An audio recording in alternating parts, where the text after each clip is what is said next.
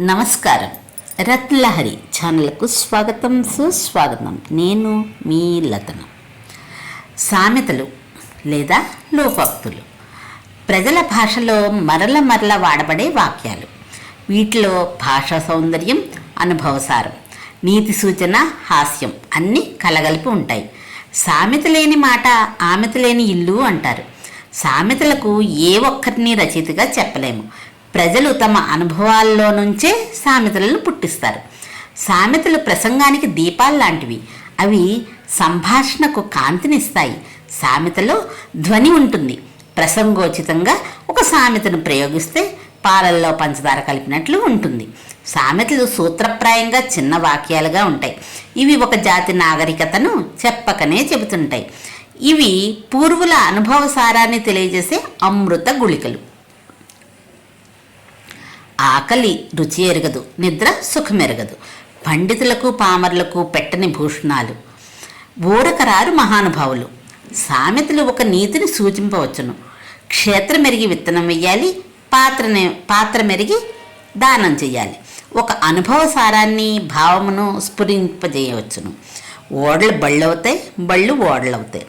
కడివెడు గుమ్మడికాయ అయినా కత్తిపెట్టక లోకువే. ఒక సందర్భంలో సంశయమును నివారించవచ్చును.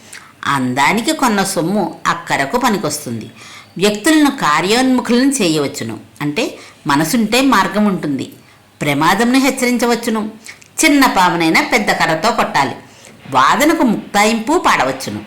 తాంబూలాలు ఇచ్చేసాం, తన్నుకు చావండి. హాస్యాన్ని పంచవచ్చును. ఆత్రపు పెళ్లి కొడుకు అత్త వెంట పడ్డాడట. అంగట్లో అన్నీ ఉన్నా అల్లుడి నోట్లో శని ఉన్నట్టు అని అర్థం. సాధారణంగా అల్లుడంటేనే విశేష గౌరవ మర్యాదలు చూపడం మన సాంప్రదాయం. ఇక విందు భోజనాలకి చెప్పనవసరమే లేదు.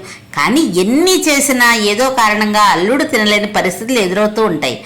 అలాగే కొంతమందికి అన్నీ అందుబాటులో ఉన్నా అనుభవించడానికి ఏదో కారణంగా ఆటంకాలు ఉంటాయి. అలాంటి సమయంలోనే అంగట్లో అన్నీ ఉన్నా అల్లుడి నోట్లో శని ఉన్నట్టు అనే సామెతను వాడుతుంటారు. మన దేశంలో అన్ని వనరులు పుష్కలంగా ఉన్నాయి. కానీ లంచగొండితనం వలన దేశం అభివృద్ధి కావడం లేదు. అంగట్లో అన్నీ ఉన్నా అల్లుడి నోట్లో శని ఉంది. అక్కర ఉన్నంత వరకు ఆదినారాయణ, అక్కర తీరిన తర్వాత గూఢనారాయణ. దీనికి సమానార్థంలో మరికొన్ని సామెతలు. ఏరు దాటాక తెప్ప తగలేసే రకం. ఏరు దాటినంత వరకు ఓడమల్లయ్య, ఏరు దాటాక బోడి మల్లయ్య. పండగ నాడు కూడా పాత మొగుడేనా? సామెతను మార్చేసి పలుకుతున్నారు. పండగ పూట కూడా పాత మడుగేనా అన్నది అసలైన సామెత. మడుగు అంటే వస్త్రం అనే అర్థం. పండుగ రోజు కొత్త బట్టలు కట్టుకోవడం మన ఆనవాయితీ.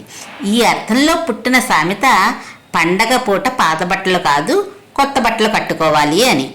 ఇకపై ఈ సామెతకు తప్పుడు ప్రచారం మనం చేయకూడదు. సరైన రీతిలోనే పలుకుదాం. పండగ నాడు కూడా పాత మడుగేనా అది మాట. పట్టుచీర అరువిచ్చి పీట పట్టుకుని వెనకాలే తిరిగినట్టుంది.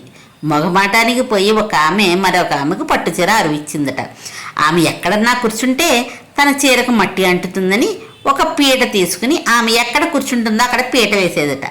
మగమాటానికి పోయి కష్టాలు తెచ్చుకునే వారి గురించి ఈ సామెత పుట్టింది. ఇవండి ఈనాడు మనం సామెతల గురించి తెలుసుకున్నాం కదా. నచ్చిందా?